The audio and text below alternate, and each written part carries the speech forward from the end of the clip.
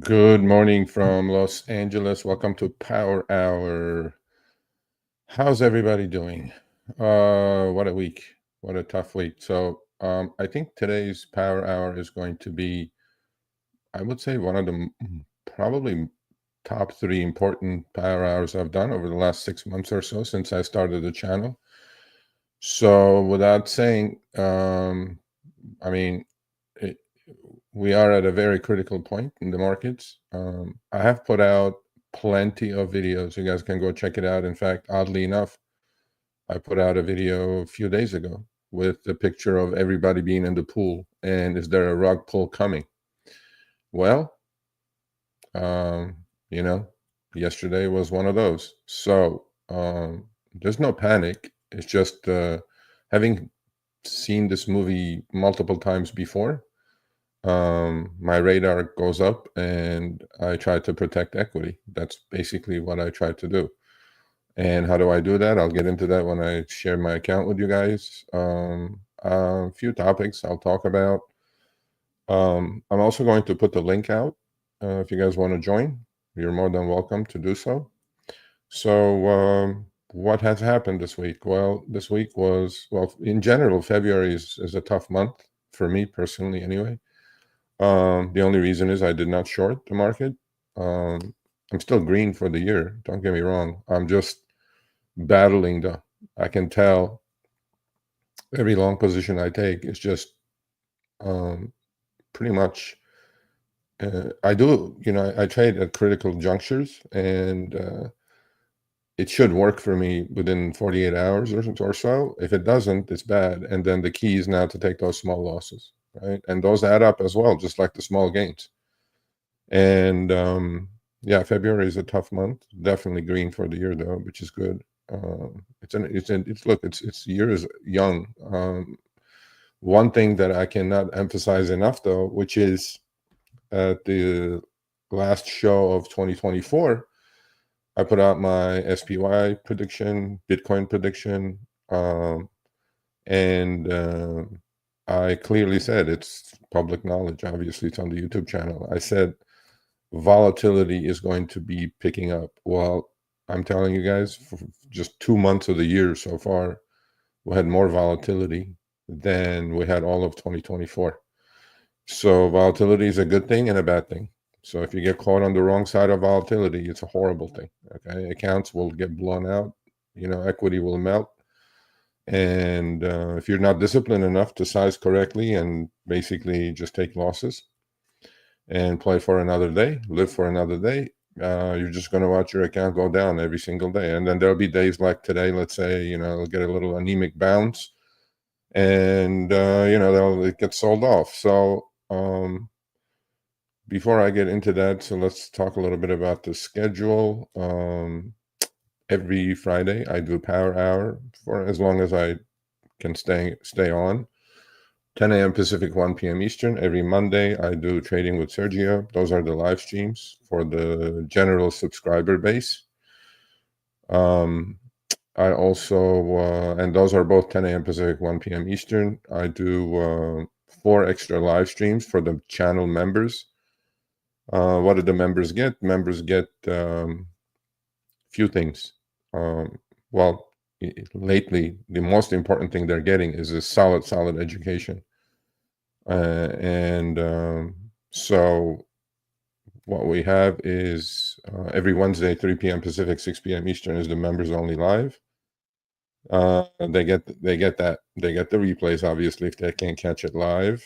It's quite different than the way I do it here. It's more like a tutoring session, learning session, Q&A session, account check session, so that's one perk. Second perk is I created the Telegram chat group called #KnowYourWorth group.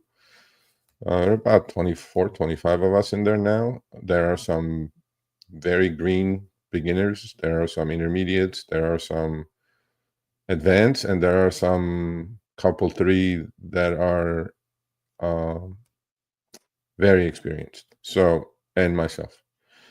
So what I do there is, it's a live Telegram chat, and I put all my trades there live. So I execute the trade and I put it up. Now, not being financial or trading advice, you do the trade, and I also put my exit in. So there's losses, there's gains.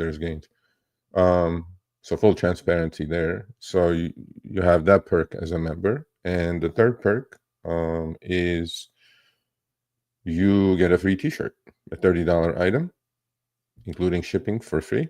Because that's what we like to wear when we're doing our members only lives. Members group live group's name is #KnowYourWorth. In life, we got to know our worth, and we got to know our worth in as far as our accounts are concerned as well. So important thing is times like this is when I think I earn my keep. Number one, preservation of capital. You can always make money, but if you don't have money to make money with, it's going to be a tough one, right? You don't want to keep tapping the checkbook to deposit more funds. Look, 2023, 2024, throw a dart, make money. Easy year, easy 2 years. Index is up 25%. My account was up 120% last year. Easy money. When the market's going up, making 60 all-time highs in a year, if you can't make money, then you definitely don't belong, okay? The key to all of this is live for another day. When the market's turned down, I said this a million times, I'm going to say it another time, and probably another million times. Markets walk up the stairs, and they take the express elevator going down. If to yesterday or the 18th of last month when the Fed cut the rates again, and when the DeepSeek scare happened, those 3 days, look at those days, straight shot down with no breaks in between, nothing but selling, okay? And when you get caught in an express elevator going down, you can't push the stop button. You're caught. You got to go all the way to the ground floor. That's why it's called the express elevator. And to me, this is when, because I've seen this movie multiple times, 87 crash, 2000 dot-com bubble, 2008 GFC, the pandemic. That's just and many minor ones in between. What happens is that you need to be able to diagnose it, and not only need to be able to diagnose it, but you also need to be able to execute.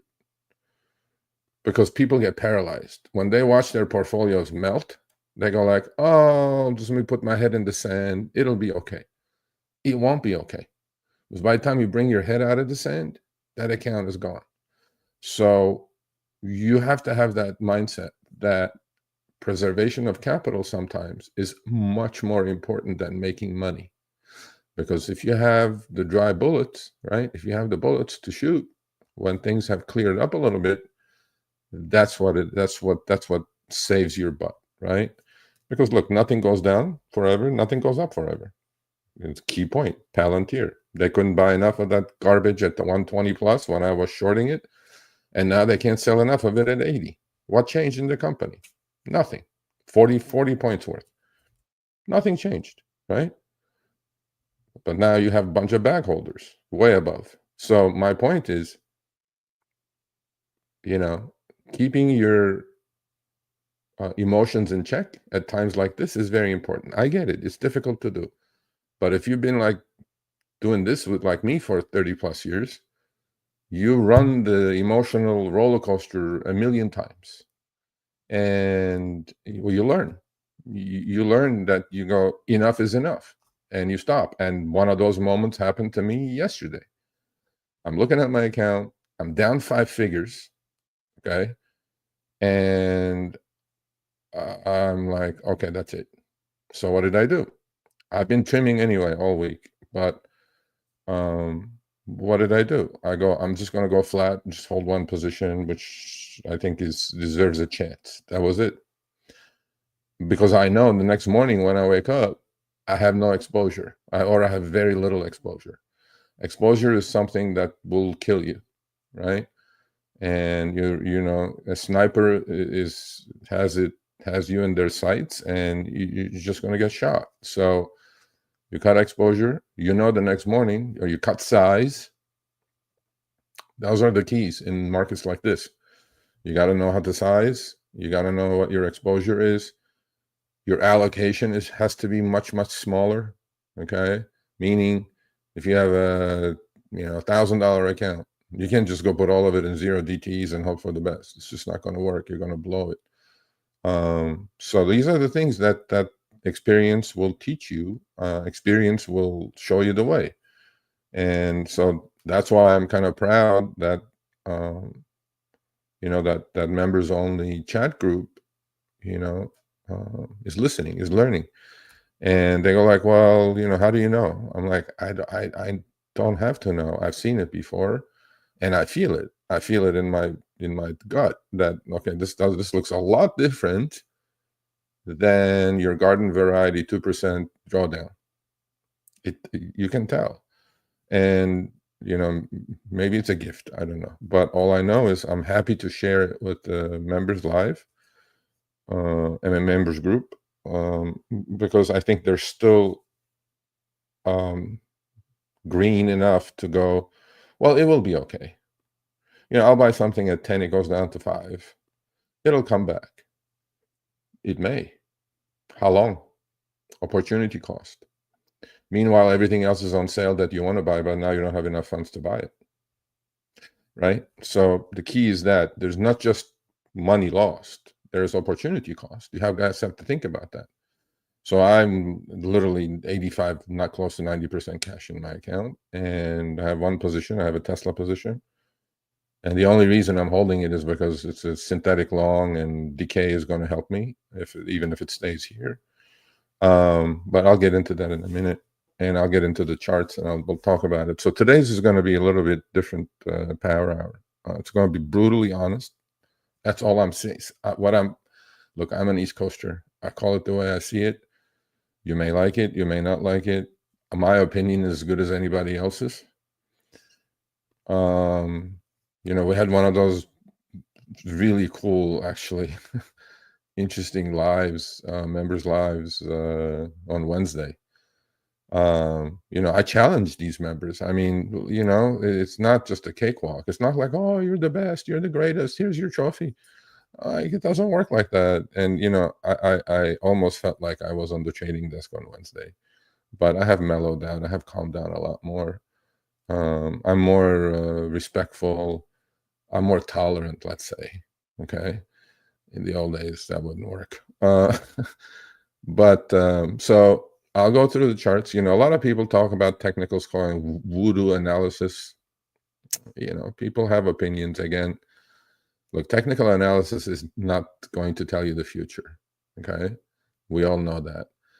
I'm a techno-fundamentalist. I look at the macro picture. I try to put it together with charts, with experience, with knowledge, with other indicators, advanced decline lines, the volumes, and the put-call ratios, and, all these things. You just look at it and you try to read the tea leaves.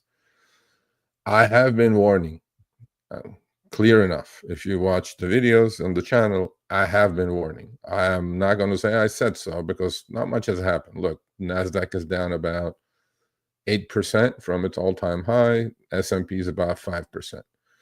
These are at the moment, they're garden variety corrections. That's what they are. But do I see something else here? And the answer is yes. Okay. Am I turning bearish? The answer is no. Am I absolutely super duper cautious? Yes. Am I playing defense? Yes. Am I going to try to hit home runs? No. Am I going to try to hit singles and be swift, be nimble? Eyelash got in my eye. Hold on. Yes, because a lot of singles make up a lot of runs. So I am very cautious here. Okay, but I think because market's at an inflection point. Hold on, guys, 1 second. I got an eyelash in my eye. It's bothering me. So I'm super, super cautious. Look, markets over long periods of time do extremely well.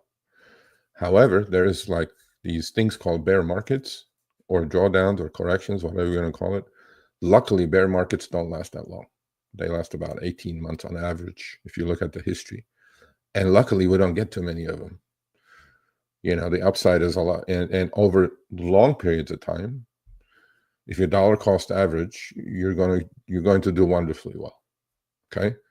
That's one side of the book, which is my investment account. I have one stock, and I'm trying to buy another stock in my investment account. I have Unity Software, and as many of you know, in my long portfolio, and I sold cash secured puts on Kava, which I had bought in the 30s, sold it in 150 range after a year and 5 months.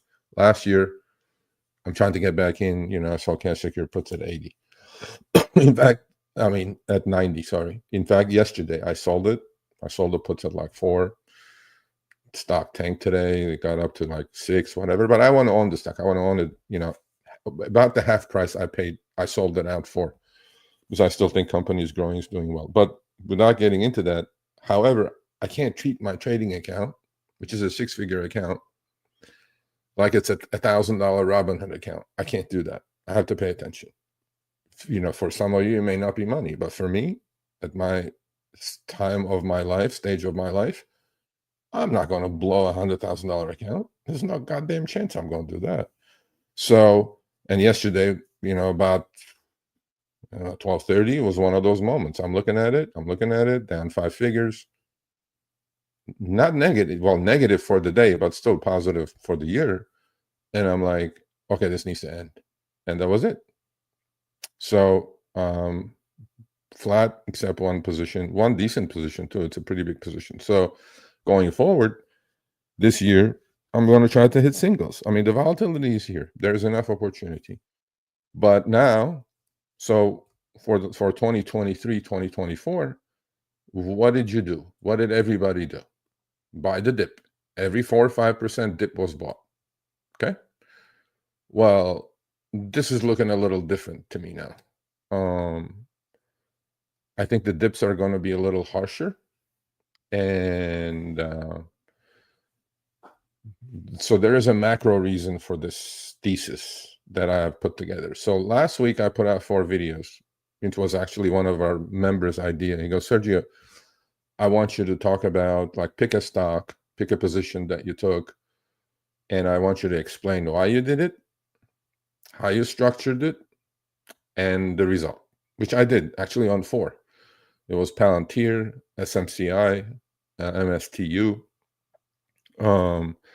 and a Palantir on the short side, obviously, and there was one more. I forget. Anyway, it's on the channel. So that today I'm going to do that with trying to put the macro picture with the technical picture together and put out my opinion. And again, it's one man's opinion. I could be right, I could be wrong. But since it's on YouTube and it's public, you can always go, hey, you were wrong. I'm like, okay, cool. It's not going to be the first time or the last time I'm wrong. But so here's the macro picture, okay? The macro picture has been getting weak. Now I understand why about September of last year, the first 50 basis point cut came by the Fed. They know what's coming. If everything is great, inflation is under control, full unemployment is happening, GDP is growing fully, Fed does not cut the rates. Fed was looking ahead and going like, okay, things are getting a little weaker to our liking. We need to preempt that. That's what Fed's job is. Fed cannot allow us to get in a recession. It just can't. So what happened is that they start cutting rates. So I was like kind of puzzled. Why are you cutting rates? Everything is good. GDP is good.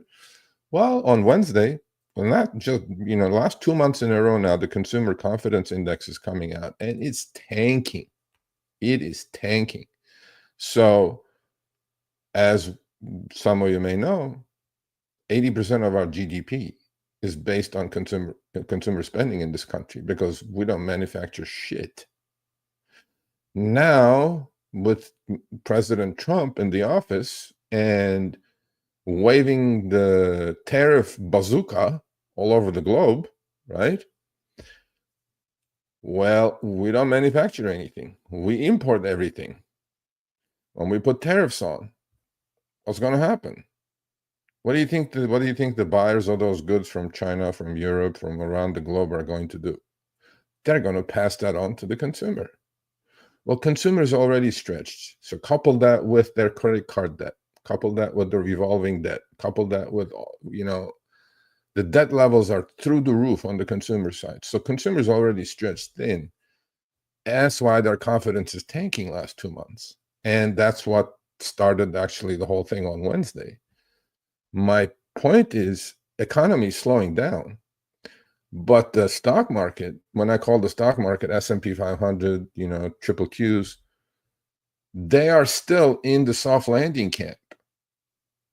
Market has not priced in, forget a recession, a slowdown yet.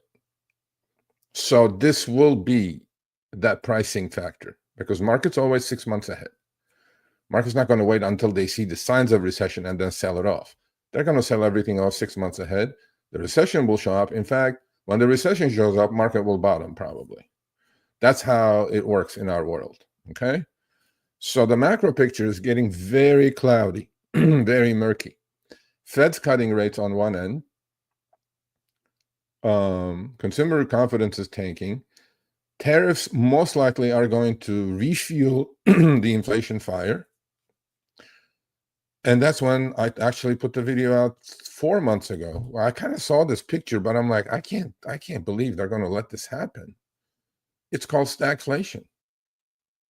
Today, inflation numbers came out really, really sticky, 2.7. So inflation is not going down to the Fed's target of 2%. Unemployment is kind of ticking up now, and consumer confidence is in the toilet, and our GDP is based 80% on consumer spending. You guys see the macro picture now? This is the thesis. So if you're here, Marcia, that's the thesis. The macro picture is looking shaky at best. Market is not priced in a slowdown, let alone a recession. Market definitely has not priced in a stagflation scenario, which you guys will hear this now pretty soon on CNBC. The talking heads will go like, oh shit, consumer confidence is kind of tanking. Everything we're going to buy is going to be more expensive because of the tariffs. Well, that stagflation stands for stagnant economy with inflation. So it's stagnant, STAG for stagnant, inflation from inflation. There is no cure for that. So truly there's no cure for that. Now, again, I'm not being gloom and doom. I am just saying what I'm seeing. I'm talking about what I'm seeing. Gloom and doom is not my world.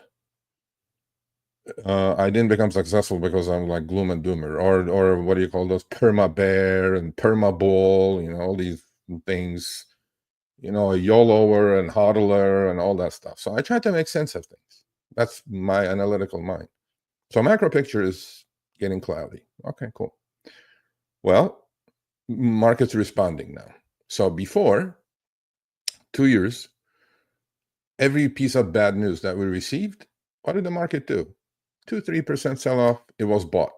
New high, new high, new high, new high. This is the first time the market's actually reacting badly to bad news. So that's the first sign of change that you guys need to pay attention to. How something behaves. Sometimes earnings will come out on a company. It'll be horrible earnings, but stock will go up because all the bad news is in the market already, or in the stock already, right? So this is the same thing for the indexes. When the indexes start behaving badly, meaning it gets sold off on bad news, that means they're taking the bad news seriously, and that means it wasn't priced in. The market is the greatest pricing mechanism on the planet, okay? It prices things in before they take place. You're going to say, well, what if the market is wrong? Well, market is never wrong. Why? Because it's the truest scoreboard. The price you see is the transaction price by the billions of dollars at that second. The price could be wrong. Some analysts could be wrong. The Fed is definitely wrong. I don't know about the administration now, but what I'm trying to say is that you can't argue with the market. There's a buyer and there's a seller. A transaction happens. That's the price they put up. Could it be wrong in the next 10 seconds? Of course. But one of those two sides is going to be wrong. So it's not as easy. So couple that now, what I said on the macro side, with the technical side.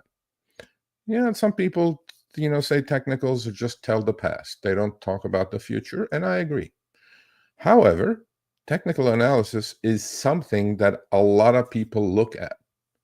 So when a lot of people are looking at the same thing, they're looking at the same damn chart as I'm looking at. Now, the interpretation of it could be a little different, but there are some basics of it that you can't get away from. And when you look at the technical picture of the market, it's been kind of getting weak underneath, right? Internally. If you look at the advanced decline line, advanced decline volume, it's been kind of, market's making all-time highs, and AD line is not making all-time highs. There are not enough new all-time highs happening, new highs in the stocks, in individual stocks. So you look at all these things. On top of that, you look at that every schmo is in the pool. Retail commitment to the market is at the highest levels it ever been. NASDAQ to GDP ratio is it's above the 2000.com bubble. Warren Buffett is selling stocks like there is no tomorrow. He's up to $350 billion in cash sitting on T-bills. I mean, how many more things should there be? You just got to put one on one together, okay? Now, the technical picture changed quite a bit for me this week. It was hanging in there, but now I'm looking at charts and I'm going like, a lot of damage was done. So more importantly, when NASDAQ is down 8%, and S&P is only down 5%, which is the garden variety correction at the moment, but I don't think it's going to end there. I think it's going to be something different this time, okay? My opinion again. No advice. This is not trading or financial advice. So what am I seeing? Market is at super, super critical juncture. I will put the charts up in a minute and we'll talk about it. But one other thing about charts. Charts are like, my comparison or my analogy of charts is like waves in the ocean, okay? If you sit at the beach and you count the swells come about every minute and a half, let's say. And if you put a timer on it, it'll be a minute and a half. So trying to say is that patterns do repeat, just like the, waves in the ocean, just like the swells in the ocean.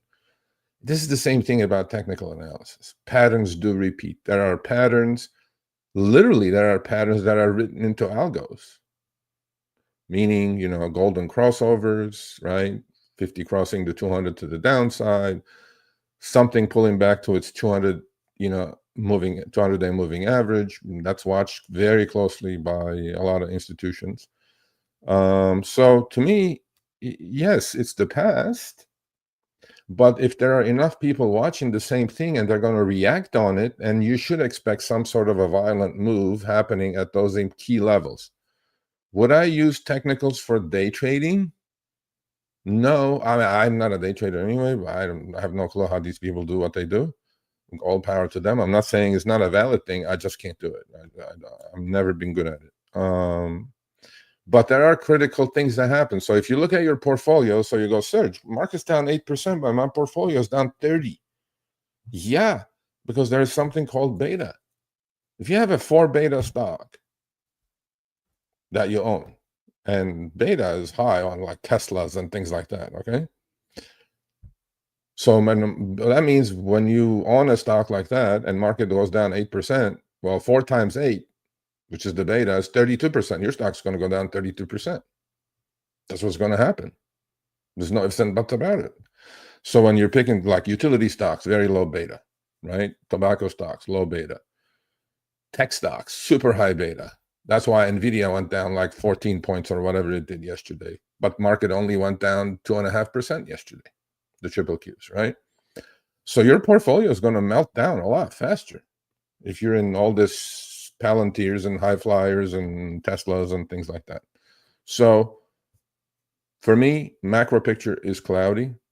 Technical picture is definitely critical at the moment. We are sitting on some really, really important levels. I personally think, I don't think it's going to hold.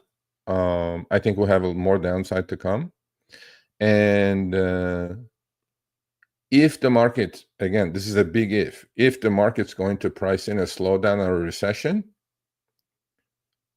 and we get few more bad economic indicators coming up, we're looking at serious drawdown here. Okay, because we are extremely overpriced. Why? And then I'm going to go to my charts and actually answer some questions and go to my charts. Here's the deal. The S&P 500 last year, the 500 companies, there's an earnings and there's a PE ratio for that. It earned about $220 combined, all S&P 500 companies. So you put a PE of, let's say 23 on it. So 220 times 23 PE is a 6,000. That's where we are. This year, it's expected to grow about 15-17%. The earnings are. Low estimates are 260, high estimates are 280. Okay, so you put a 23 PE on that, which is extremely high for the S&P 500. Very high. The average is about 17, 18. Actually lower, 16 to 18.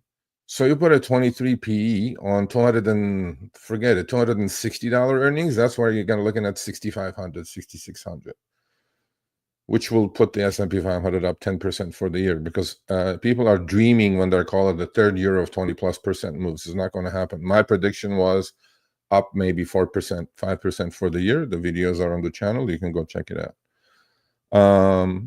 So if these earnings estimates are incorrect on the S&P 500, first of all, your stock is not going to go up if the S&P is going down 25%. It's just not going to happen. Can you find stocks like that? Of course you can. Are there, needles in the haystack? Of course there are. How do you do that? Well, even when the market's going down, there are stocks that are going up, right? 52-week highs. You just constantly check your 52-week high list. I mean, there are scanners for that all over the place. But so if the earnings are not going to get to 260 or high end 280, what happens? If there's an earning, if the economy is slowing down and that 260 is too high, they cut it to 240. Well, when they cut that, they're also going to cut the PE. Because 23 is high. So both combinations are not going to be good. So what I'm saying is I truly can see the S&P 500 going down to 5,000, which is about, 20%. But when the market goes down 20%, what's going to happen to your portfolio? And how do you combat that? Well, you buy puts. I mean, I'm kicking myself in the ass that I did not buy puts this time around. And I was looking at the chat last night, reading through it. Twice I said it during the members Telegram group. One time was, I think I'm going to buy some puts, and S&P was like 608, and I didn't. Then we tanked, and then we bounced. And if I said it before the open, I said if the market opens here, I'm going to buy index puts. I didn't. That was the second time. Well, those puts quadrupled.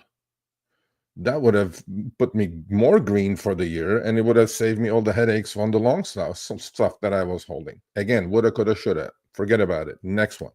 But now I know. We had a massive push, right? 5-8%. What is the market going to do? Market's going to at best bounce a little bit and roll over for the second leg. At best. So by the way, if we're in a bear market, bear markets produce the most face-ripping rallies. So if you're patient, you can make some money on the upside if you're not comfortable shorting, right? I'm comfortable shorting. So I'm definitely looking to see rallies and sell every rally until I'm proven otherwise. And so the opposite of buy the dip is gonna happen for a while, for me anyway, which is sell the rallies. So if you bought the dip, new high. Well, now, crack, a little consolidation sideways to kind of take a breather, right? Because sellers get exhausted. Like this morning, sellers got exhausted. You could tell. And sure enough, market bounce. It's like a rubber band, right? You stretch the rubber band, You're going to say, what if the rubber band breaks? I mean, no, we have precautionary measures for that. Rubber band actually, rubber band broke in 87 when we had the arbitrage going on between the futures and the indexes. Those things don't happen anymore. We're a lot more liquid. Those things are not going to happen. So let's assume the rubber band is not going to break. But we stretch the rubber band. What happens to the rubber band? You let the bottom go like this, right? You let the bottom go. It's like a bungee. It'll bounce, but it won't bounce all the way up there. It'll bounce maybe halfway, right? So that's my analogy. And then the second leg will come down. Just like on the way up. It would go up 5-6%, consolidate, gather energy for the next leg. Well, this is, now that everybody's in the pool, oddly enough, I said that in the video. In fact, the thumbnail of the video is a bunch of people in the pool. I didn't put a shark in there, not to scare people, but that's what's happening. So now we're going to get a leg down, which we did. We're going to kind of consolidate, build some kind of bear flag or some sort of consolidation, and then the sellers will come in again and sell it until they get exhausted again, which a lot of people call it capitulation, right? I'm looking at the volume. Stocks have been getting distributed for a while anyway. So yeah, my picture is not rosy, but can you make money?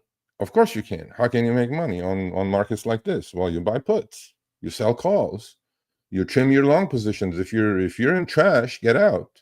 If you have a chance, get out. Take a small loss, because my mentor said it's never too late to sell.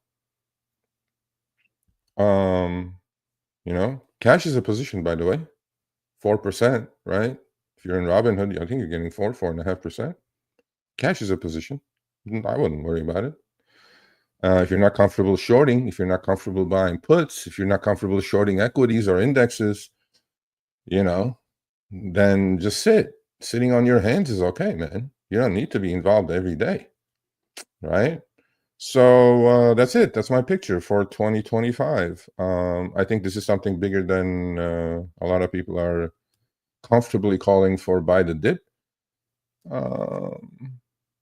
Again, with the big caveat, big if earnings are going to fall short because we're really, really slowing down fast, okay, market's going to price that in. First of all, markets are definitely now kind of looking at it and saying, oh, maybe there is no soft landing here. So it was priced in for perfection. Okay, so now it's kind of, that's coming off the table a little bit, but stagflation definitely not in the picture. Recession definitely not in the picture. Slow down, market's going like, what's happening here? Right? Let's sell it off first, and then we'll ask questions later. That's what the markets does. They shoot first, ask questions later. And the technicals are deteriorating. Fundamentals for sure are deteriorating. And coupled with that, short-term negative until I'm proven otherwise. Yeah, so patience. All right, so let's look at some questions. Traveler, good morning, good morning. Good afternoon. Everything is down. Yeah, of course. Oh, I forgot to talk about, well, I'll talk about Bitcoins. Wow. One other thing I have decided. The US government is never going to put Bitcoin in their treasury. Never. Because US government cannot put an asset in their treasury that goes from 110,000 to 78,000 in a matter of a week and a half. They have bonds in there, but bonds don't move like that. So I just came up with that idea that I'm still very bullish on Bitcoin long term. But when something goes from 110,000 to 78,000 in a matter of couple of weeks, you can't take that thing too seriously. Okay. However, I'm still dollar cost averaging Bitcoin, not anything else. And my biggest loser this month was my ATM machine that I used to do with MicroStrategy's 2x ETF, MSTU. ATM machine broke. Instead of giving me money, it took all my money. So that was that. That's kind of funny though. So you gotta, yes, this is very true right here. Yep, gotta have dry powder for sure. I'm all about wealth preservation. That's why I don't like to take too much. Yes, see, that's a good one. See all these members? I'm all about wealth preservation. That's why, yeah. Yeah, but you should. I know your age, so you should take more risk than you are. You're investing like a grandfather. You're investing like I'm investing now. So I'm like so much more aggressive than you at my age, and you're probably half my age. Um, mm, yeah, I can see the market kind of short-term bottoming on Tuesday, maybe. I don't know what's happening, but Trump supposedly had Zelensky in the office, and they literally had like a verbal argument. And I'm going like, okay, this is getting a little too much. It's becoming like a Jerry Springer show. I mean, just have some decorum here, you know. But you know, that's what we voted for. Well, that's what I voted for anyway. So we'll see. Um, yeah, like a solid bounce that I'm going to sell the crap out of. That's what's going to happen. Yeah, I just said it.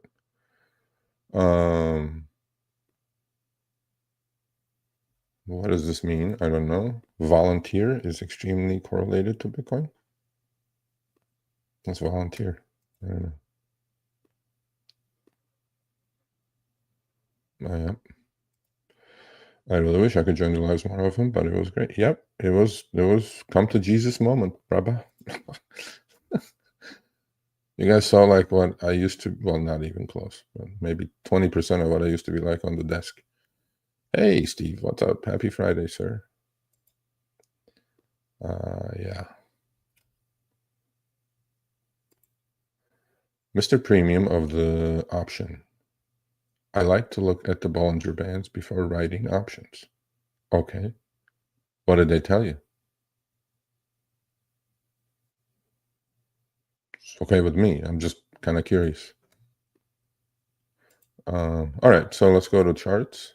Let's see what kind of sell-off we got because Trump kind of punched Zelensky in the face, I think. I mean, seriously, this is getting a little ridiculous. You know. And the other thing is like I'm long Tesla now. I'm a synthetic long, not the stock itself. I think I got in at where I'm supposed to get in. I'm holding my breath that it holds here. You know, a lot of Tesla groupies are gonna go like, oh, whatever. I'm like, yeah, stock is down 200 points from the high. What are you talking about?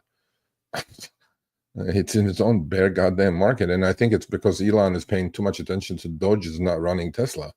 He's like playing around in Washington now, and I'm going like, I mean, look, somebody has to do it. Don't get me wrong, but Tesla shareholders are revolting now. They're not happy, and what's happening is that the left is not buying Teslas anymore. All the people who are like green, the tree huggers and owl savers and all that stuff, they loved electric cars. Well, now that Elon is in DC with the kitchen sink and cleaning house, they're not liking it, so they're not buying the Teslas. I'm going like, what kind of idiotic thing is that to do? I mean, if you like electric cars, you should go buy the goddamn electric car. But anyway, so yeah, I think he needs to pay attention to his companies a little bit more. Now that I'm long, for the next 2 weeks at least, Elon, just come back and do something. Let's push it up to 320. Once I'm done, you can do whatever you want. Anyway. All right, so I hope you guys can see this. I figured out this little window that I'm just going to be on the lower corner. So I'm talking about that's the S&P 500. Oh, yeah. Can you guys see this? Can you guys put a thumbs up? Can you guys see the full chart with me in the little corner? Can somebody put a thumbs up, please? This is a new setup. Thumbs up? No? No thumbs up?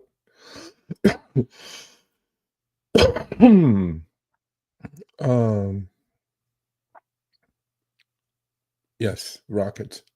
Thumbs up. Thank you. Did you say you're long Tesla? Yes, I did. No, I'm not long Tesla. Don't get me wrong. I'm synthetic long. I'll explain in a minute. Cool. So Ayn Randall says that's why I don't touch. It's all speculative. Which one? I don't. Well, you'll tell me in the members meeting.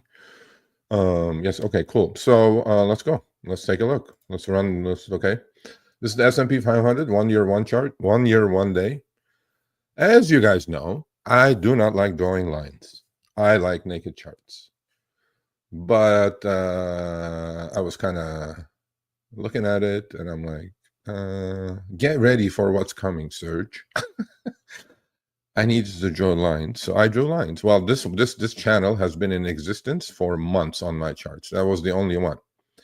But now I went and drew an intermediate and a long-term uptrends. Those are down to 460, 480 levels, people. So I'm not saying we're going there. I just for reference purposes, I did that. Now on my charts, I have 5 things: 20 EMA. Some people do SMA. I do EMA.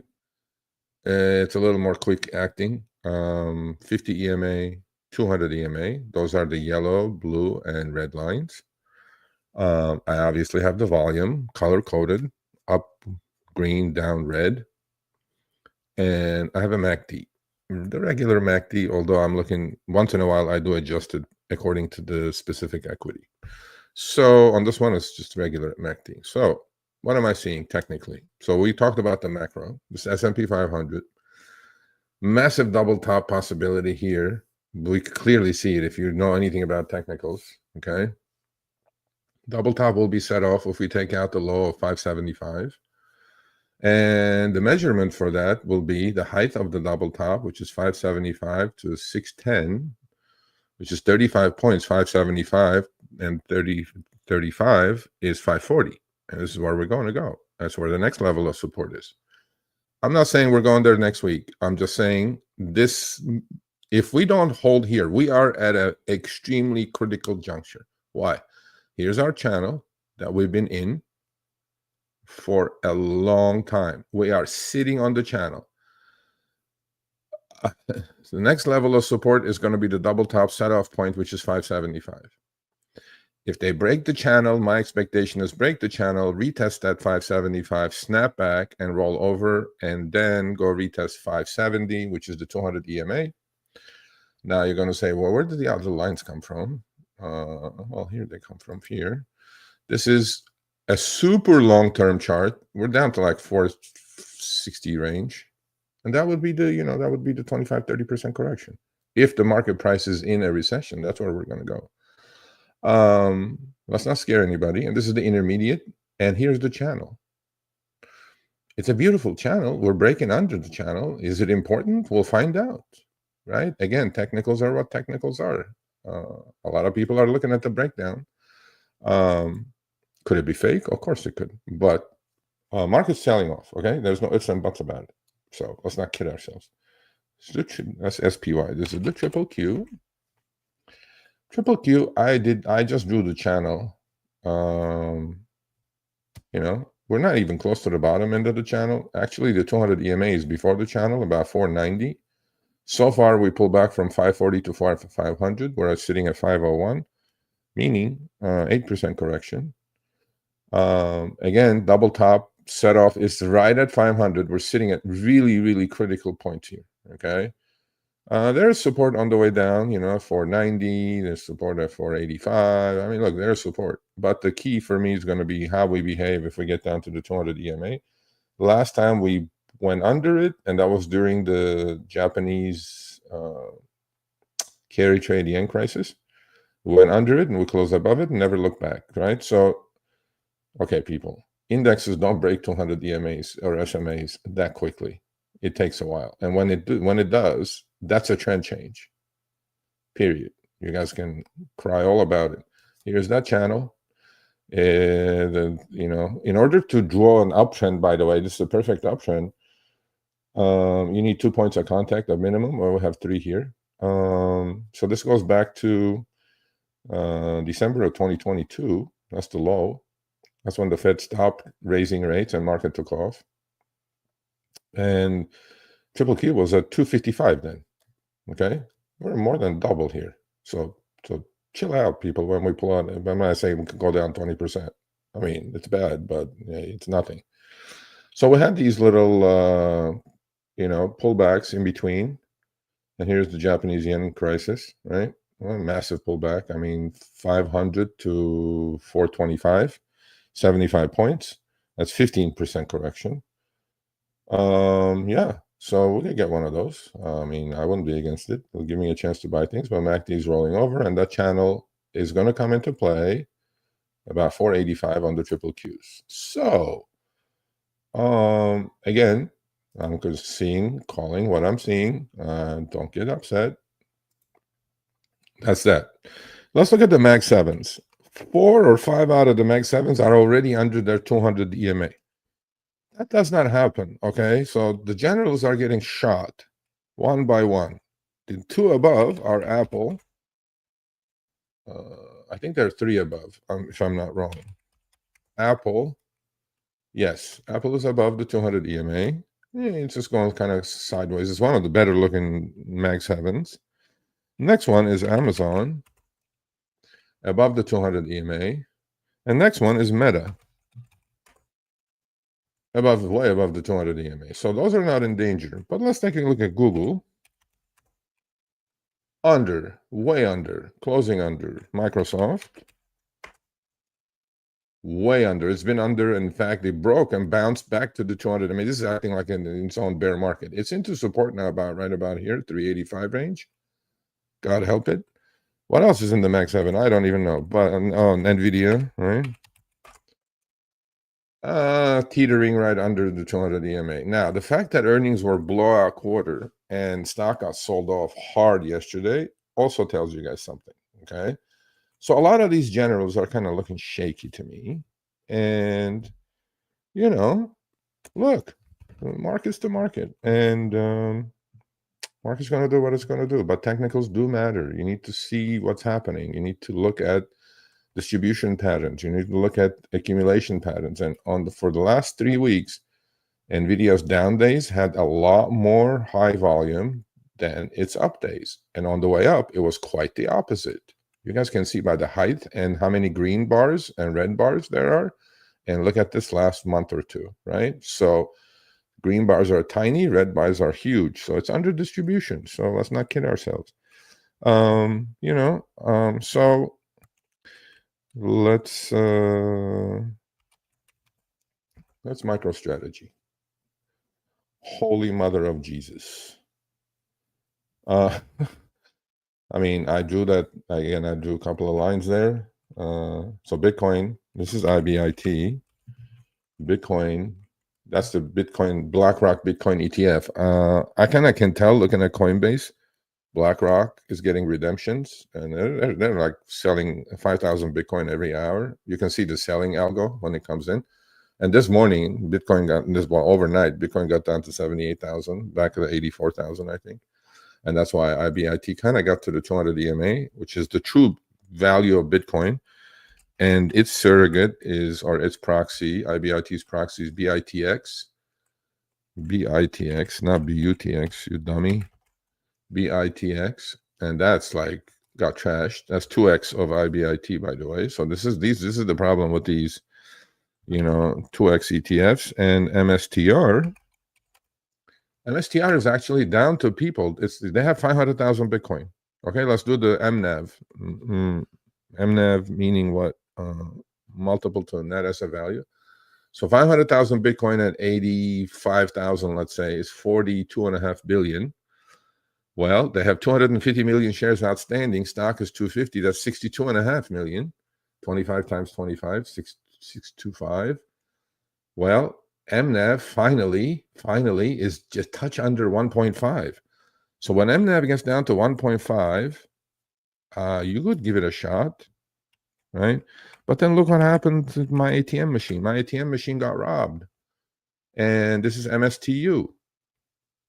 Okay, so MSTR was 543. We're at 250, basically 50% sale. And the 2x ETF, right, was 31. Now we're at 5, 80% down. See, these are the problems with these ETFs. But long story short, a lot of people are calling for a bear market on Bitcoin now. I mean, I guess technical definition of a bear market is if something goes down 25%, that's a bear market. I'm like, okay, whatever.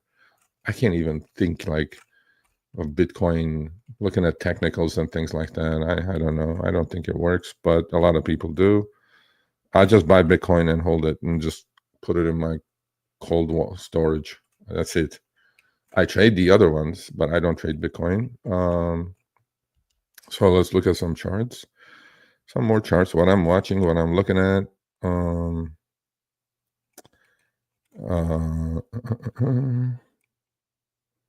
right. So it's been my favorites for a while, and it's gonna be my favorites. So what I try to look at on a bear market or a downtrending market, I look at stocks that already had their catalyst, meaning earnings are out, so I don't have any questions about it. And they've been good earnings, and they responded to it. One of them was Affirm. Here's Affirm, okay? That was last gap was earnings. Above is 200 EMA. And it already turned green because kind of market turned green. But then, after the earnings, that thing got up to 82.5, pulled back to 60. That's what happens when a 4 beta stock, that's how it behaves. So market goes down 8% on NASDAQ, and this goes down $22. That's because it's 3 beta, okay? 3.0 beta. And if you did own it, yeah, you're in a hurt. But then you just pick your levels now. Now I just kind of pick my levels. 60 was probably good. I don't believe markets finished going down, so I'm okay with that. The next one was Upstart. All year, we talked about it last year. Again, earnings came out, blew it out of the quarter. Stock that was 96, this at 65, down 30 points. Okay, so this one's beta must be like 4-ish, 3.5-ish, right? Again, but technically, okay, above is 200 EMA. So those are the things I look at. I mean, look, it's giving me a chance, putting it on sale. I'm still very, very, very, very, very bullish on China. Extremely bullish. Alibaba, we've been talking about that for a long time. Pull back.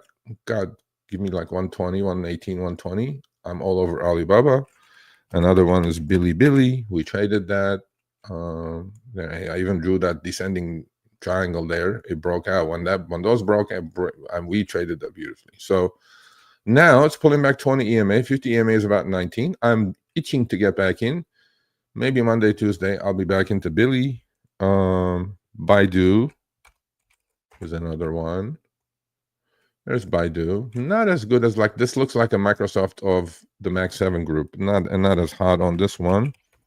But JDS Uniphase. Beautiful chart. Just kind of consolidating. Next leg up, by the way, if you guys look at the 3-year charts of these are amazing, amazing looking charts. Let's just go through a few more names. Okay, so you guys probably, if you follow me long enough, I bought Kava at 35 range after I ate there a year and a half ago, and 5 months later, I sold it in the 150 range, and then it got up to 172. Yesterday, I saw cash secure puts in my investment account on Kava, the March 90 puts for like 3.5. I want to own it back at half the price I sold it for. There's nothing wrong with the company. It just got way ahead of itself, right? Earnings are still great. Business is doing well. Earnings just came out. Amazing. So it's an expensive stock, just like, everybody's favorite Palantir. I am kind of liking Cleveland Cliffs now. I'm just watching it. It's under 200 EMA. It's my number one no. Don't touch anything under 200 EMA. If you have questions, put them up. Again, none of this is trading or financial advice. Let's see. A couple of more names. A couple of names that was brought up by the chat, our group. Lunar. They just launched their second rover to the moon. I'm going to buy this thing. I mean, I was in this thing at 7. It broke out, doubled it, and then didn't trade it. Got up to 25. Way too expensive. Sell the news happened yesterday, plus market was on its ass. This morning, I think it got down to like 12. No, maybe like 13. 200 EMA next support. I'm definitely going to buy this thing. I'm going to buy the shares. I'm not going to mess around with the options. There's a nasty looking head and shoulders top here with the neckline broken. So off that count, 25, 17 is 8. I mean, we could get down to like into the, let's see, 17.5 minus 8, about 9.5 range. We could get down to here somewhere. I don't mind. I'm going to start buying at about 11. I had a wonderful trade, got out too early on Robinhood. Again, it's kind of got really ahead of itself, expensive, and then when the market sell-off came, stock goes from 67 to 44 in a matter of 1, 2, 3, 4, 5, 6, 7 days. This is what happens when stocks get ahead of themselves. So you just got to be careful with this. Russell 2000 acting like garbage. I mean, bad. You don't want that. You don't want any part of that stuff. Although I was like really high about 4 months ago on Russell 2000.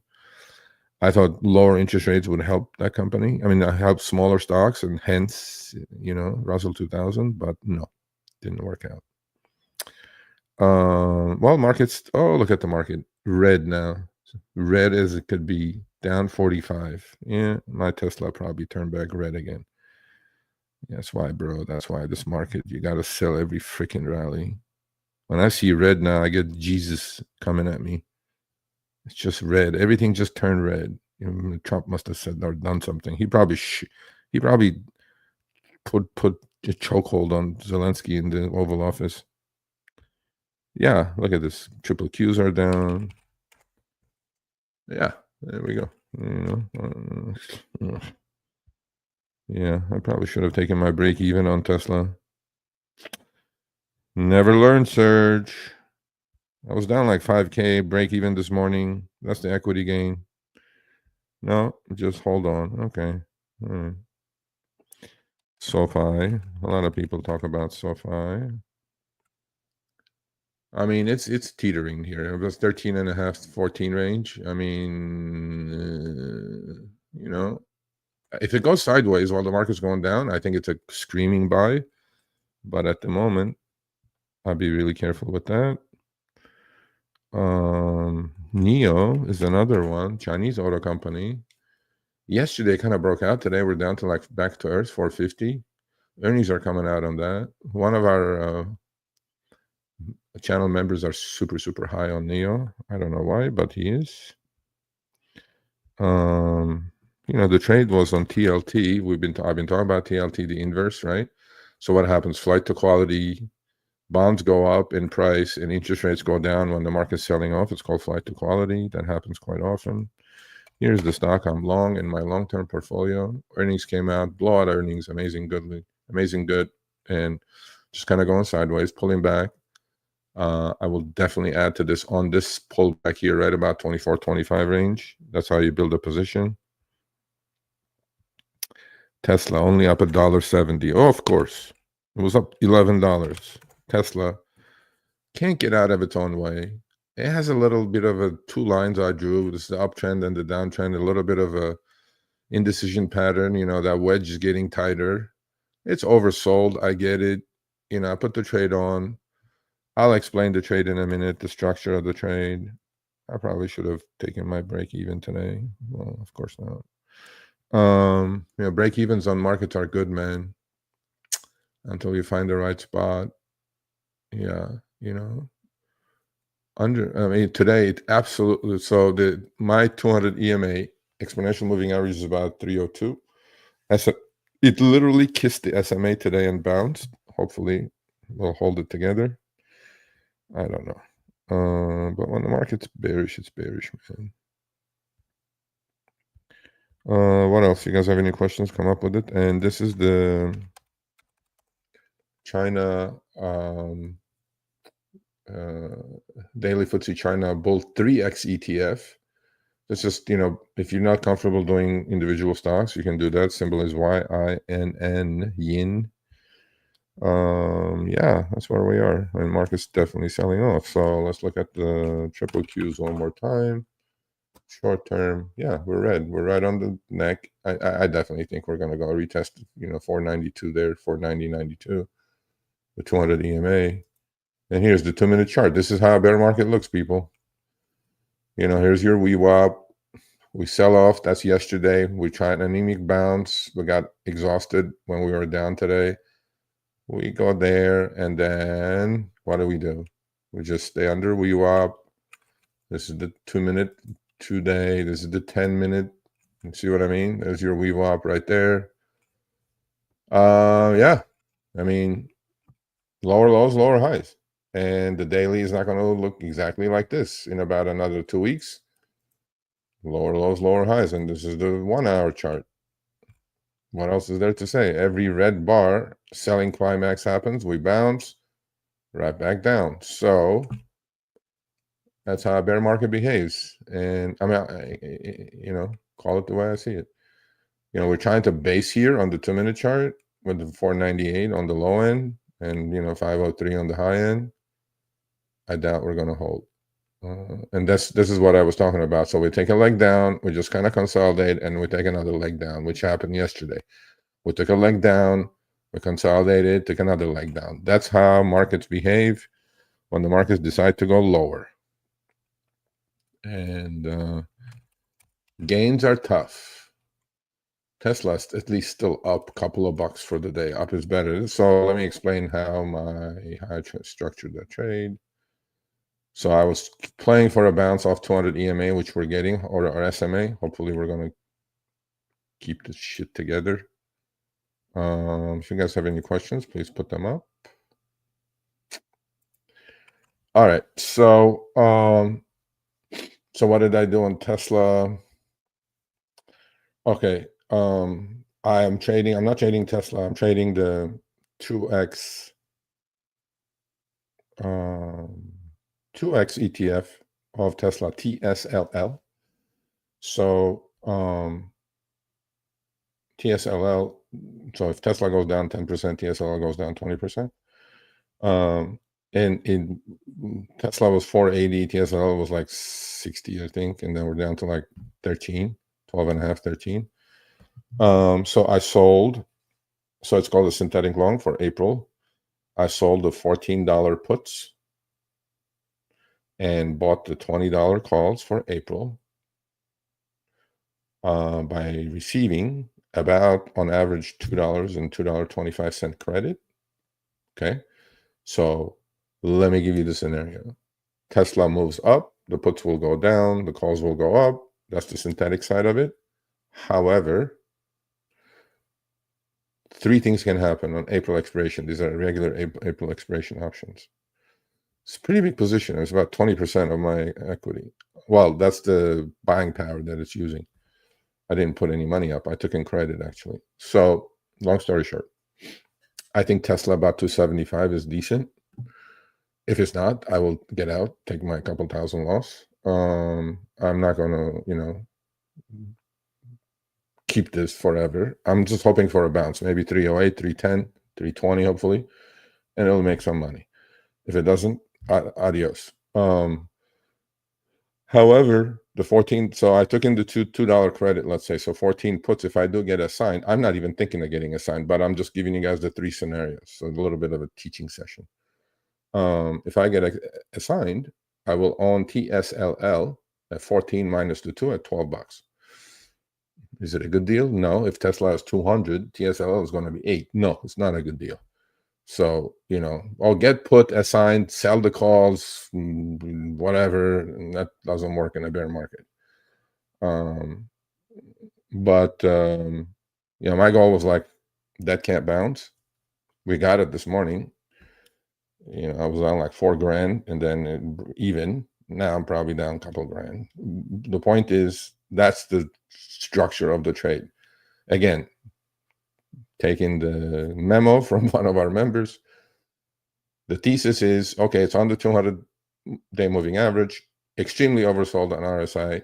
A bounce should happen. Where's it going to bounce? 320. Okay. Go to the 2X leverage. Don't do Tesla. I'm not in love with the company. I like Elon a lot, but I think this cult mentality on Tesla is ridiculous. It's a car company, people. Snap out of it.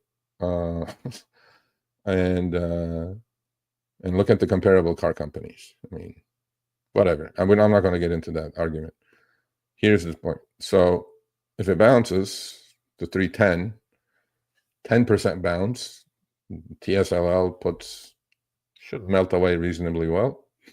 And then time decay will take care of the rest. But we'll see. We'll see how that turns out. You guys will tune in, and I'm sure I'll tell you guys.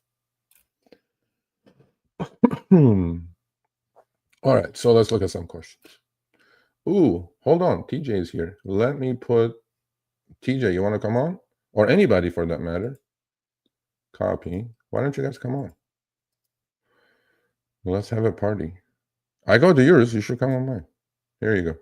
If you're interested, grab the link. Anybody. It's not just for TJ.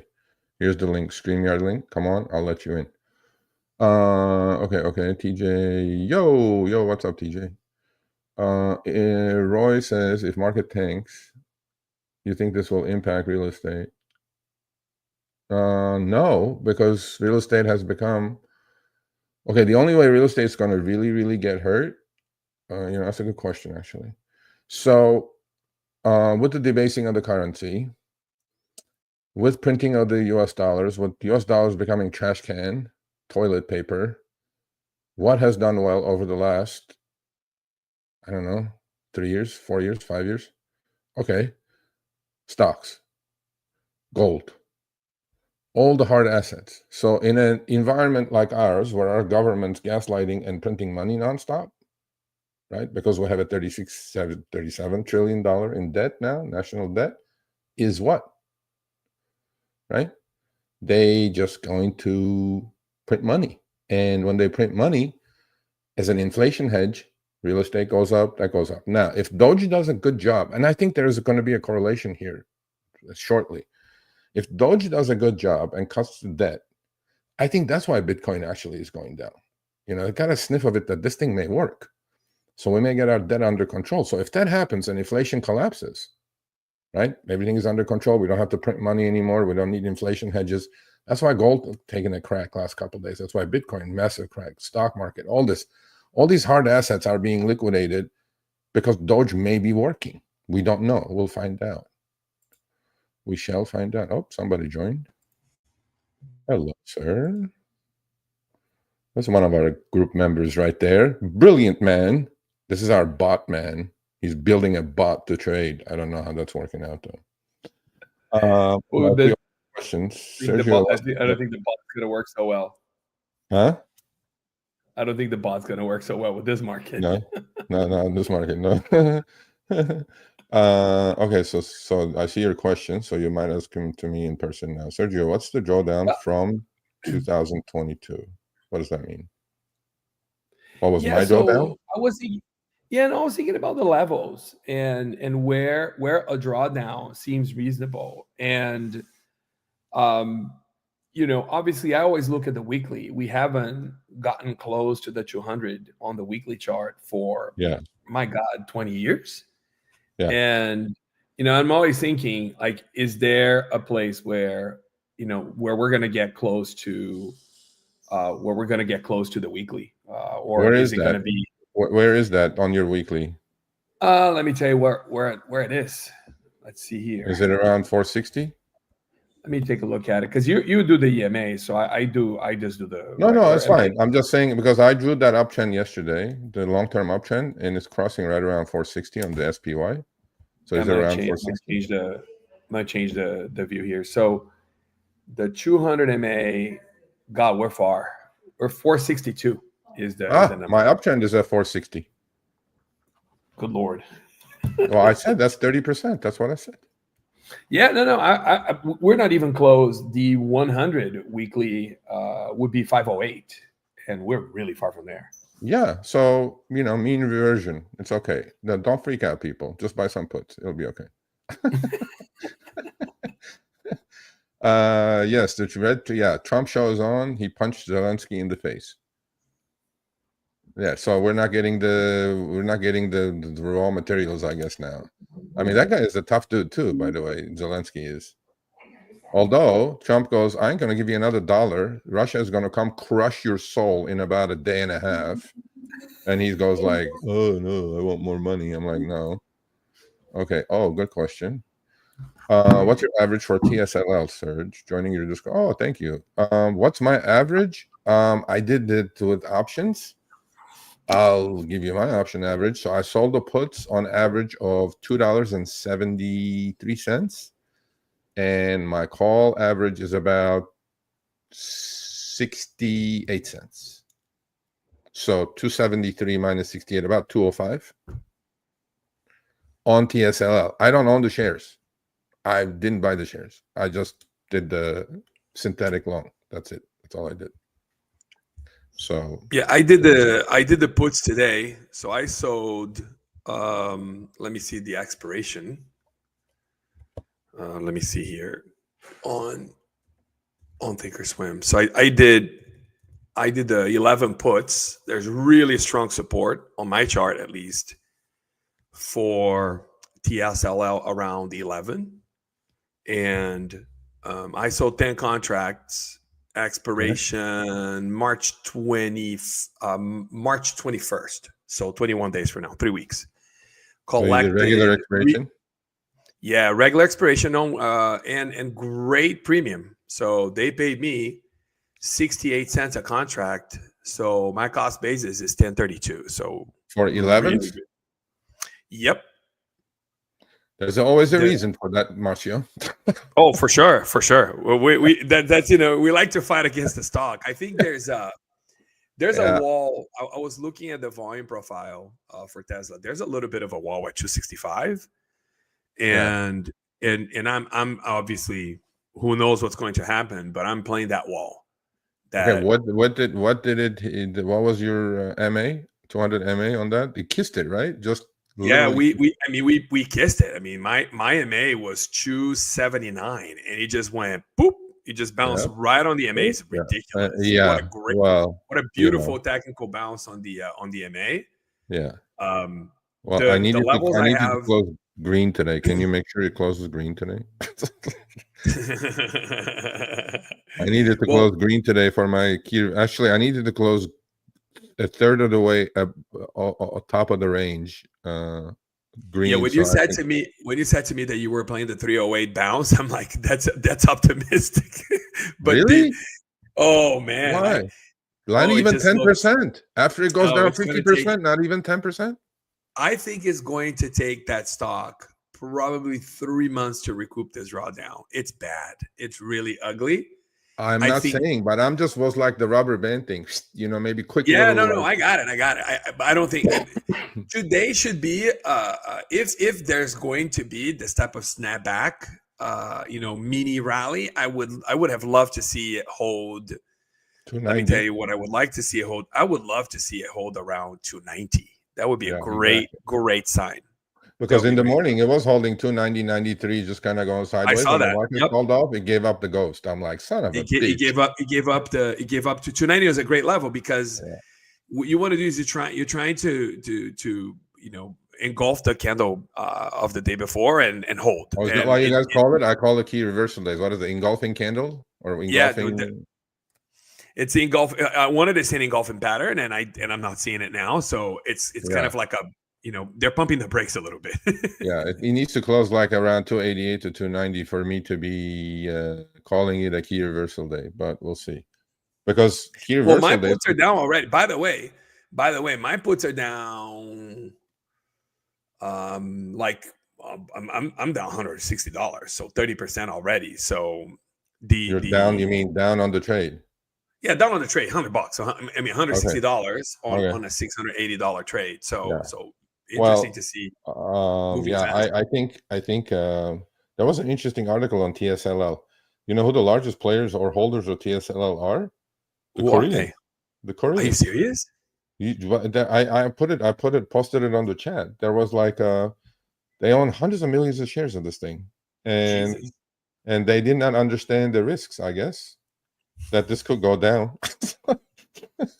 and now I'm like, this is my experience with bear markets, right? Market will give you like a day and a half a window to clean your messes up, and the account will be green equity, and then will be back to red. So it'll be 3 days red, 1.5 days of green, and if you don't take that green, although it may be at a lower level than it was before, you're gonna see red again. So this but when I'm gonna start worrying, and this is my get out of the rain call for me, is when I start seeing consumer staples energy coming down together with everything else. High beta stuff I would expect everybody just get out of the high beta stuff. But when people get out of Walmart, people get out of Procter and Gamble. Well, that was the sign and we're too. done. Remember last Walmart earnings? Yeah, no. I bought the bounce. So I bought the dip on Walmart. So I have now a small position on Walmart that's doing okay. And I closed Nike. I mean, look, I don't like anything here. I just want to do what I want to do is, first I want to see. It's okay. Do we agree on the channel? Oh, for sure. Existing?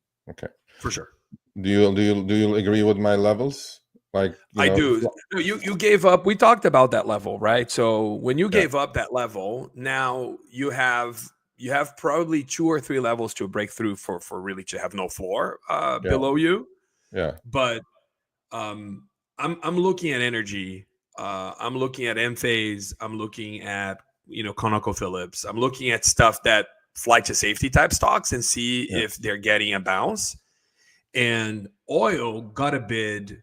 Caught a bid a couple of days ago because there was some report that came out that oil had just been overbought and the reserves are down. So oil has been battered and bruised. If you see the USOI chart, I mean the US O chart, ugly chart, just really, really ugly on oil. If that bid gets really bought by people, and we see a bounce on Chevron and Enphase, Conoco, all those energy stocks, it would be wonderful to that would be tell me, hey, maybe it's not it's not the end of the world, but if they don't catch a bid, we're done. Well, I'm gonna say something here. Okay, so let's do this. I think oil is also a precursor of a slowing economy. Oh, for sure, right? For sure. So prices going down. So if oil prices are going to go down, that's because economy is slowing down, right? Less usage. And so you're not going to catch a bid on the oil stocks because oil prices are going to go down. And if we're slowing down or going in a recession, oil is in it. Look, everything will be sold to their own degrees. You know what I'm saying? So agree. All right, so let's see what this Kuber says. Last November, some old Wall Street guy named the Chaikin oscillator, Mark Chaikin. Come on, man, you can't say old Wall Street guy. He's the creator of like 20 of the indicators that you use on Thinkorswim. The Chaikin oscillator. Okay, so hold on, it's not over yet. No, I like Mark Chaikin, but everybody is entitled to be wrong. The only one I don't like is Kramer, and because he's a clown. Kramer, you're a clown, and you block me on Twitter, so you're a double clown. So yeah. No, I'm gonna print that fucking thing. I'm gonna hang it on my wall. Anyway, so here's how good Kramer is. Okay, 3 days ago, he goes, I like Bitcoin down 30%. This is how good Kramer is. He was coming to California. Bro, he tweeted, this is public info. He tweeted, I hope there are no fires. Have LA burned down. I'm telling you, this guy is the biggest curse on the planet. So whatever how he is says, how is this ETF? They have the reverse Kramer ETF. How is that doing? It must be doing fantastic this year. I'm pretty sure it's doing good. Okay, so anyway, let's see. Mark Chaikin said to buy Annette, okay, and dump Snow. All right, let's take a look at those. I mean, everybody could be wrong. Don't kill the guy. A-N-E-T. A-N-E-T. Oh, wow, what a downtrend. Holy shit, what is that? Arista Networks? Yeah. Gosh. Well, let me tell you, if you lose on that chart very quickly, if you lose 89, oh boy, look at that. Holy shit. See you at 80. Well, it's gone. I mean, that gap, how it comes back up, tries to fill the gap, and it kind of just go. Those are beautiful shorts. Those are the beautiful shorts, Those are just beautiful. Well, the clean short, the clean short on that chart, if obviously we didn't know about it, but the clean short on that chart is actually the 3 and the 8 crossover at $115. That was like a clean short on that chart. And then the second, and then the one MACD, just kind of rolled over, went under 0. That was the end of that. And I guess I end it. And then he said sell Snow. Oh, Snow, my God. I hate Snow. I have a bad relationship with that stock. Oh, did you get caught on the hack? Is that what happened? Yeah, I got caught. It Oh boy. was on the drawdown last year in May. Oh yeah, There during the were hack. Yeah. the earnings. So they had really bad earnings Oh, this is not in the May one of that got last hacked. year. CrowdStrike was the one that got hacked. No, no, Okay. no, no. The one that got hacked is a friend of mine works there now. SolarWinds. CrowdStrike. SolarWinds is the one that got hacked, and No, the no, stock. no, no, no, no, no. CrowdStrike. CRWD. Oh yeah, yes. But take a look at the chart for. So I think SolarWinds they got taken private, but SolarWinds was like a darling stock, and they went to nothing. They had a cybersecurity Yeah. issue, Okay, and now hold they on a blew second. up because they got bought out. All right, so Snowflake, he said sell, of course, and then that turned up. That gapped up. Holy shit. See, that's the buy right there. I mean, people go like technicals don't work. I go, how does it not work? I mean, it works. So gaps up, that's the catalyst on earnings, kisses the 50 EMA, and now it's kind of struggling, but that was your trade right there, 155 to 195, 3 weeks, 4 weeks. Okay, so let's finish that question of it. Okay, so it says good. Anna tanks snow and up. Okay, well, it happens to all of us. So last month he said buy hood. No, that I would not have done. I would have shorted that thing, but so then he goes, from now on, we'll only listen to Sergio. Oh, well, no, be careful now. I've been wrong plenty. I mean, but no, you got to have discipline, man. I understand these analysts, by the way. Look at Palantir, Marcio. They couldn't buy enough of the goddamn thing over 120. You know what I'm saying? And look at it today. Can't even get bounced up anymore. He's just like down another 5 today at 76 or something or whatever. I'm sad that the short was on spreads instead of being a naked short. It would have been. I was naked short. You were I naked. No! Oh, I was short the stock and I was short the options. I was short the stock, short the puts. I was short that thing every which way possible. We remember we talked about the gap on. We talked about the that's a good one. The gap on Palantir.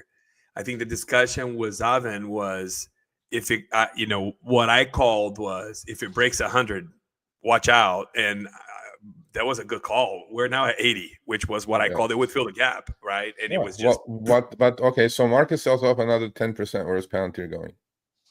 Oh my God, you're below. 60? You're getting close. You're getting close to 65, maybe. You think so? That's that. Yeah. Still expensive. 50% from the top would be good though. 50% from the top. The PE ratio on these stocks is so out of control. You don't even know how to evaluate them. It's the pricing is so irrational. You don't even know. You don't know how to evaluate anything.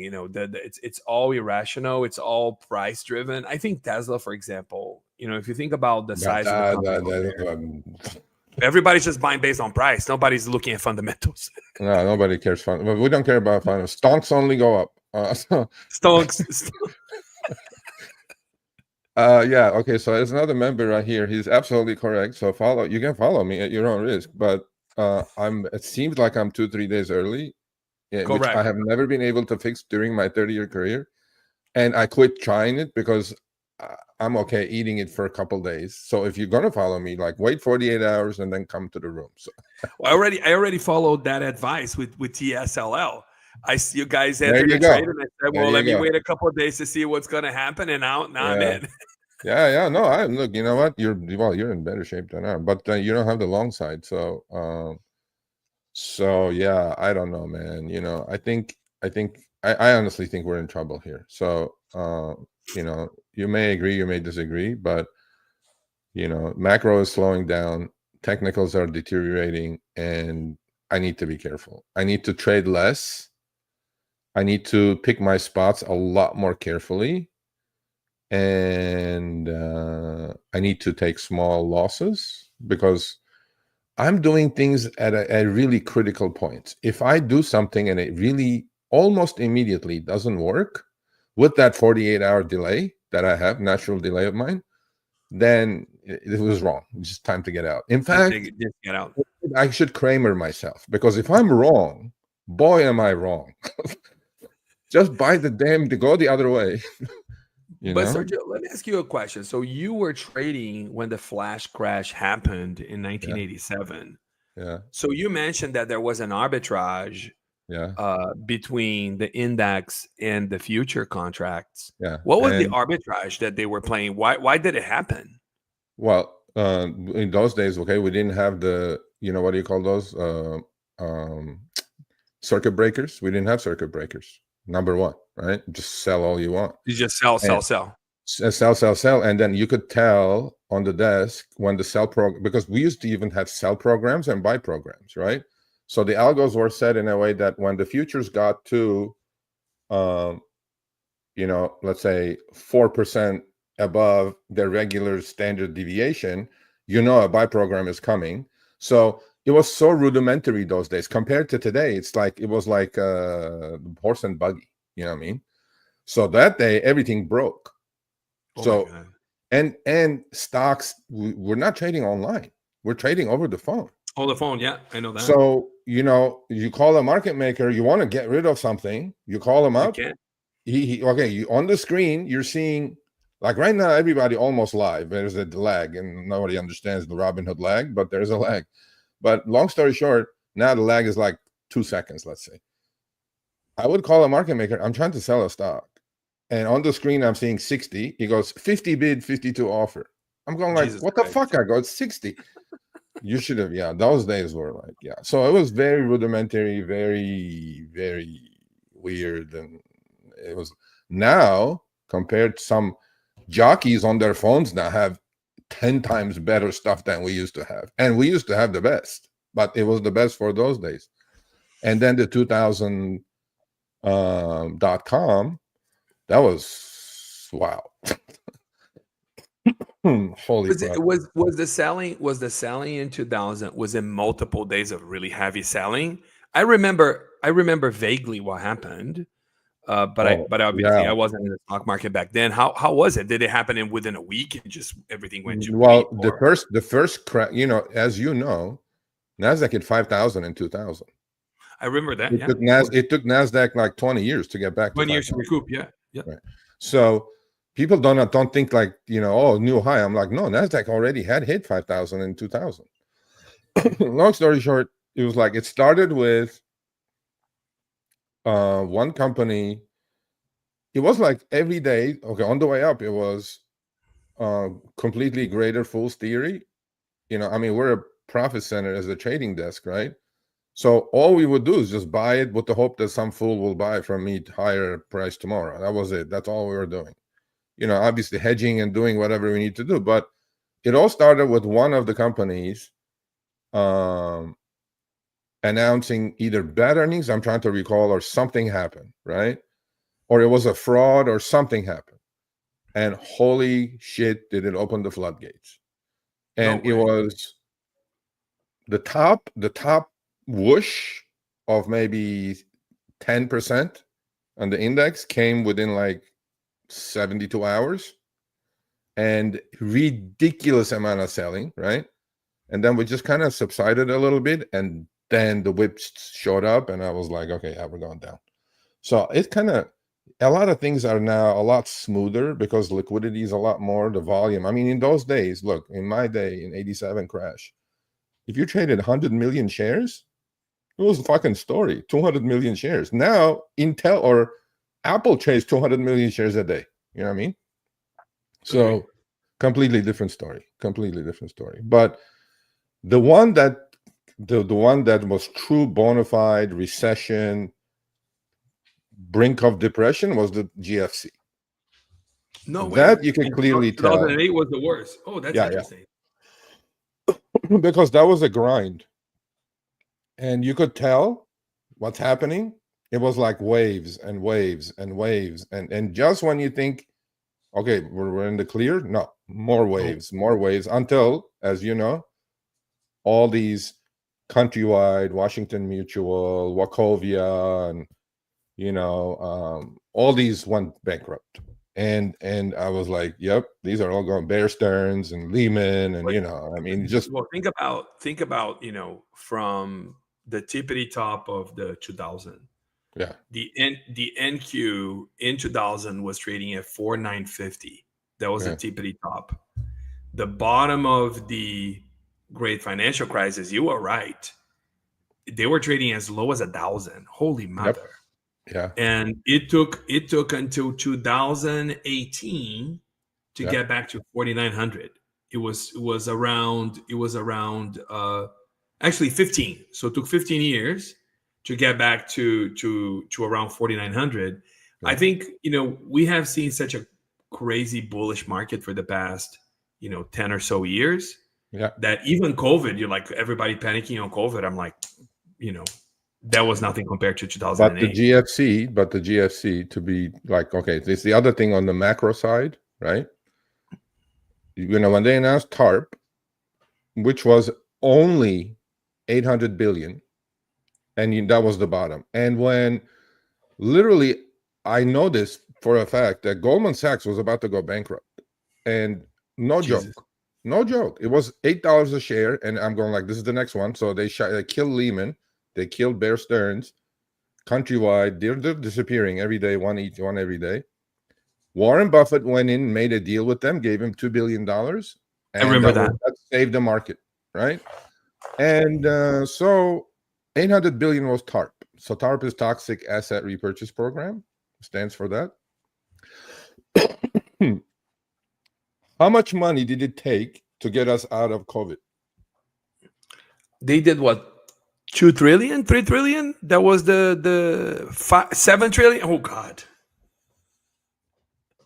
So 700 billion in 2008 to save literally the system. And to save the system, I mean, this is no joke. The system was gone. And 10 years later, times 10 to save the system. So every 10 years or so, we'll have one of these things happen. And what's going to be next time? 70 trillion? That's why hard assets must always be bought. Gold, stocks, real estate, Bitcoin, because we cannot, seriously, we cannot allow this market to tank. We just can't. We can't. We just can't. I mean, well, the drift, everybody's the 401k, everybody's retirement is in there. It's just we can't. Yeah, that's.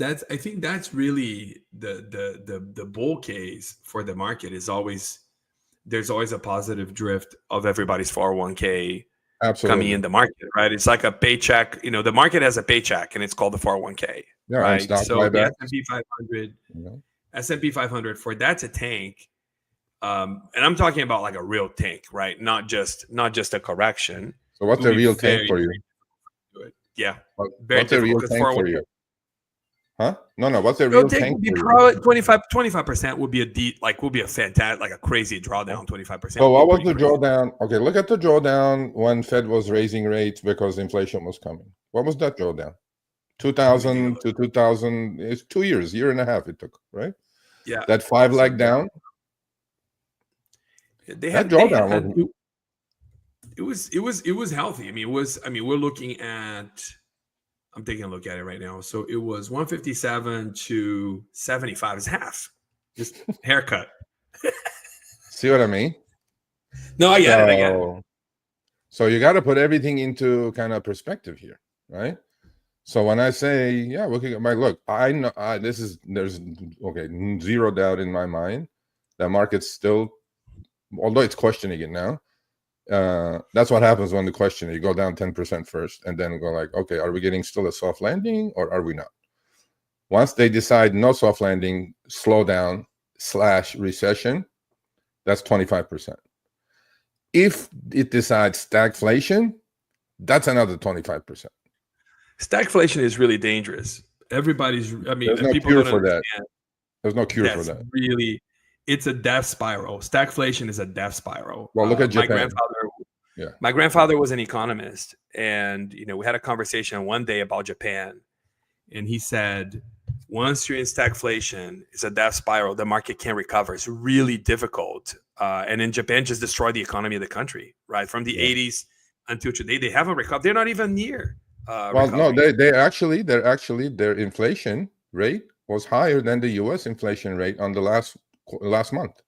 So After 20 years of negative interest rates, which absolutely kills you, they're coming out now. Now they're kind of coming out, but they're dumb enough that they're raising their own rates to slow inflation down. I go, let the fucking inflation go. You need let some the inflation inflation in go. your No, system.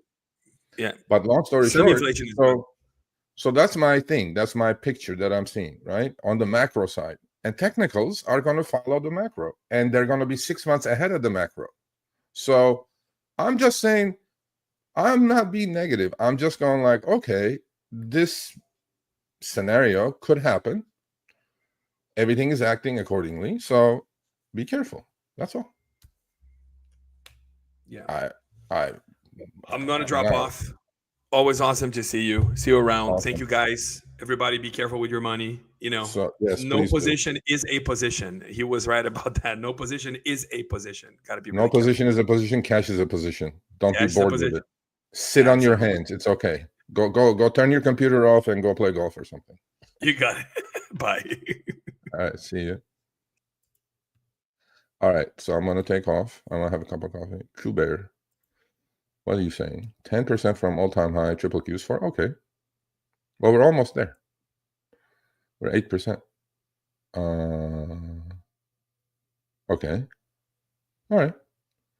Well, S&P is only at 5%. So Nasdaq is at 8% already. So, okay. So any other questions? No. All right, cool. Hopefully the Tesla will work. If it doesn't, we'll take our little hit and get the F out of Dodge. Well, it was fun. I'm not the bearer of bad news, so join me every Monday coming up. Trading with Sergio, Friday Power Hour. If you choose to become a member and get all the perks, you get this t-shirt for free. You get 4 monthly every week, Wednesday live streams, 3 p.m. Pacific, 6 p.m. Eastern. And you get to join our wonderful Telegram, free, by the way, free access, where I put my trades on for everybody to see without being trading or financial advice. I put it on. You do it, you do it. You don't do it, don't do it. But we have guys like Marcio, who's extremely intelligent and knows what he's talking about. We have newbies. It's a fun group. And hopefully they're all learning. And yeah, that's it. You all have a good weekend. And I will see you guys on Monday.